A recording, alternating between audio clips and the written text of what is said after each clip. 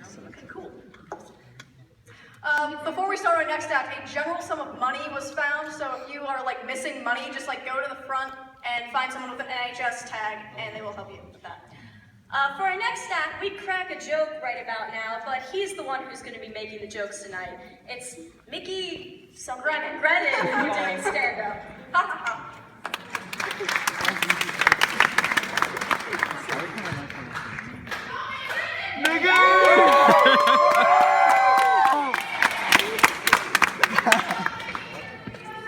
I brought out the crowd.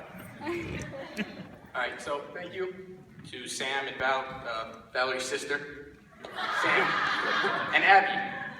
That's her name. I am Mickey Grennan, as they announced. Grennan, it's not anything else. And I don't do talent shows usually. It's my first time doing stand-up. As you can tell, I'm not great on the stage. Can't even see any of you guys.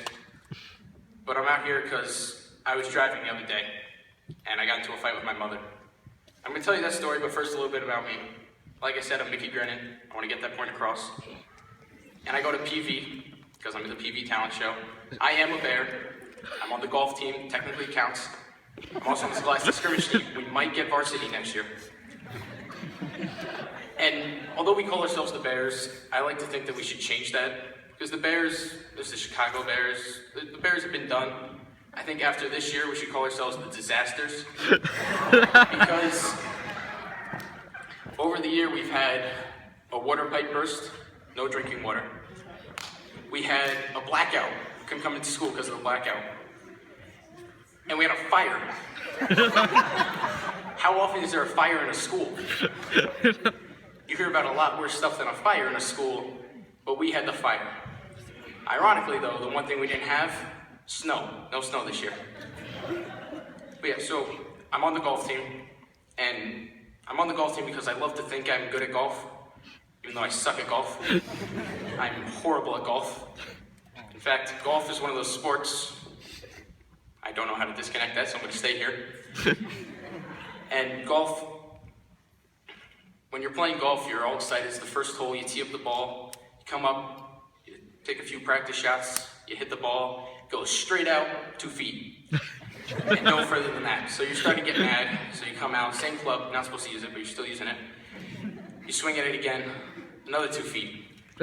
So you come out, you're getting really mad now, you're swinging at it like an axe. You're just pretty much swinging down. It goes another 2 feet, another 2 feet. So you're so mad, you're pretty much just picking it up and throwing it to the point where it goes about 8 feet.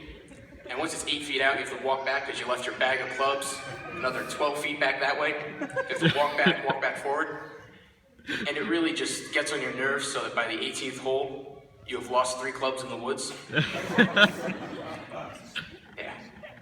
But anyway, so I was driving with my mother, and to start it off, I hate driving because I had Miss Falcone for driver's ed, and the one thing I learned in that class was, if you're driving, you will end up dead. So I had an experience where I just got my permit 2 months ago. And it was the night of the winter dance, and my dad was over at my neighbor's house. I had to go pick him up. Literally, just go up the driveway, down the road, 20 feet, drive into their driveway. So I rush out, turn on the car, start backing up, realize the windows are all fogged up, so I go to put down the windows. The windows aren't going down, it's an old car. So I decide, all right, we'll just look out. And then I can't figure out how to turn on the headlights. So I turn on the interior lights, figuring that's the same thing. Now I know that just makes it harder to see. And so I'm struggling, trying to figure out how to drive, when all of a sudden I realize I'm still going in reverse. I'm now across the road, backing into my neighbor's woods. When all of a sudden, I go to hit the brake, my foot, size 15, it's quite large. It hits the pedal instead. I go flying back into the tree. That story isn't hilarious. What's really special about that story is the fact that I never told my parents that story. They're out in the crowd right now. And they also don't realize I'm driving home. I took their keys. They have no clue. But yeah, so I got away with that. No dents, nothing. It was perfect. And so we were driving, and my mom, she started yelling at me because all I do is spend time in my room. And why do I spend time in my room? Because I have an awesome room. I have decorated that thing to be the coolest place in the world. And I just recently was out with a couple of friends when we somehow came across a traffic cone. And I now own that traffic cone. There's one of the friends. And then the one thing I learned about traffic cones, and this is a good thing to know about traffic cones, if you put them in your room after finding them in the woods, stuff will grow on it. That stuff will smell.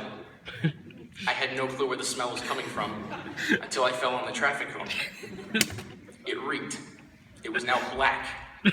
It's an orange traffic cone that's turned black. Yeah, so I was with my mother in the car, and my mother's a very special lady. She gave birth to me, as every mother does. And she likes to vacation. She likes to vacation a lot. And she went on vacation to France. She came home from France, and she had like the French accent, started using French words in everyday life. So in the morning, it would be like, "Morning, Mom, bonjour." And then it would turn into like, "Mom, you want some of this dinner?" "Oui, oui." And instead, the one I still haven't figured out the translation to is, before I went to bed every night, she used to say when I was little, "I love you, Mickey," and now it's, "Why are you still here?"